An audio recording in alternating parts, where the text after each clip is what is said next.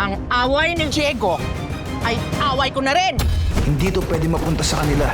Marami ang nangangailangan ng tulong. Kailangan ko silang iligtas.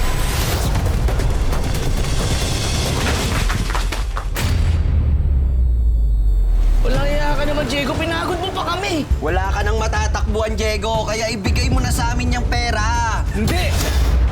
Kahit anong mangyari, hindi ko ito ibibigay sa inyo. Para to sa mga nangangailangan. Lahat naman kami may kailangan, Diego. Kaya mabuti pa, ibigay mo na sa amin yan. At kami na bahala magpamigay. Di ba?